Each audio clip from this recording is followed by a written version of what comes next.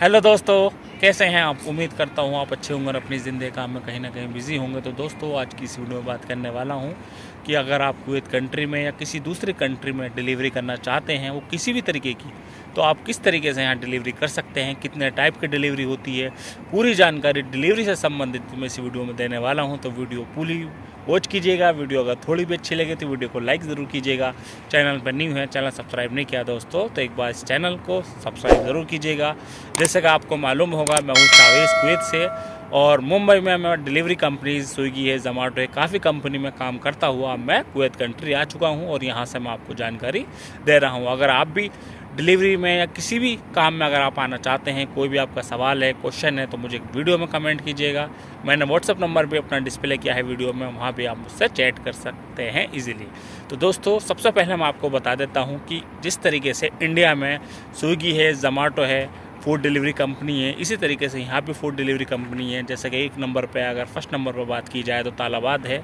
तो अगर आप फूड डिलीवरी कंपनीज़ में अगर आप आना चाहते हैं तो आप इजीली आ सकते हैं। बिल्कुल काम करने का प्रोसीजर बिल्कुल सेम होता है जिस तरीके से इंडिया में भी होता है। दूसरा किस में आ सकते हैं आप, वो है आपका होटल लाइन। जिस तरीके से इंडिया में है आपका मैकडोनल्ड्स है, सबवे है, जो बर्गर किंग है, केएफसी है, इसी तरीके से यहाँ भी हैं जो आपके ब्रांड है, उनमें आप इजीली आ सकते हैं और काम करने का लगभग प्रोसीजर आपका इंडिया जैसा ही है।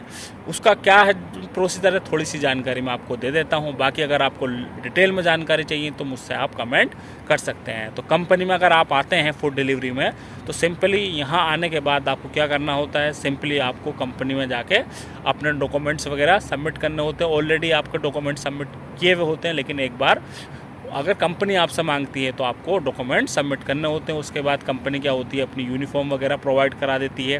प्रोवाइड कराने के बाद आपको पूरा प्रोसीजर बताया जाता है, जिस तरीके से इंडिया में भी आपको बताया जाता है किस तरीके से आपको ऑर्डर पिक करना और कैसे डिलीवर करना है।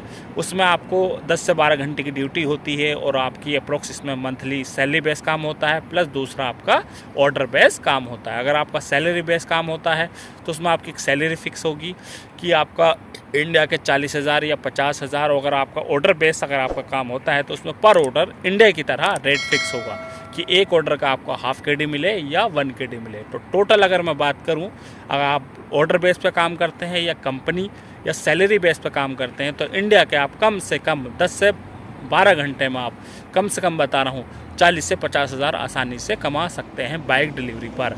और अगर आप होटल में आते हैं, जिस तरीके से इंडिया में भी करते हैं कि आपका फूड डिलीवरी कंपनी से कोई मतलब नहीं, होटल से मतलब होता है कि आपको ऑर्डर मिला होटल से रेडी होकर और आपने उसको कस्टमर की लोकेशन पर डिलीवर कर दिया और फिर आकर आप होटल पर बैठ गए जब तक दूसरा ऑर्डर नहीं मिलता। वहाँ भी सिस्टम है, सेम ही होता होटल पे भी।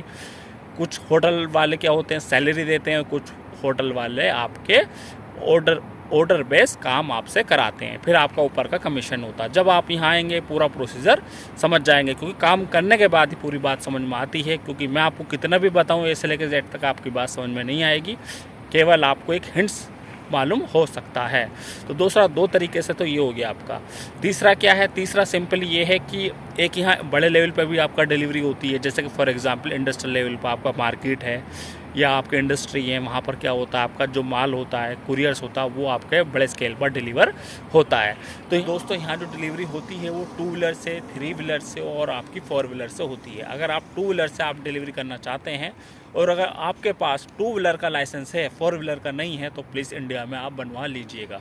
क्योंकि यहाँ आने के बाद अगर आपको 2 व्हीलर की डिलीवरी को 4 व्हीलर से करना पड़ता है, तो आप जब भी कर सकते हैं जब आपके पास इंडिया का 4 व्हीलर का लाइसेंस होगा। क्योंकि यहाँ आने के बाद आपका यहाँ का लाइसेंस बनेगा इंडिया के लाइसेंस के आधार पर। अगर आपके पास 2 व्हीलर का इंडिया का लाइसेंस है तो 2 व्हीलर का बनेगा, और अगर 4 व्हीलर का है तो 4 व्हीलर का बनेगा। और अगर आपके पास हैवी ड्राइविंग लाइसेंस है तो हैवी ड्राइविंग लाइसेंस बनेगा।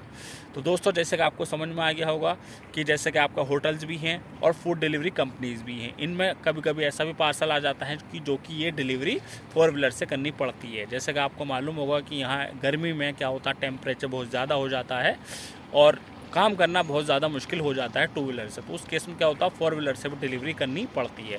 तो आप मेरी बात समझ गए होंगे कि आपको 2 व्हीलर के साथ साथ 4 व्हीलर का भी लाइसेंस होना ज़रूरी है।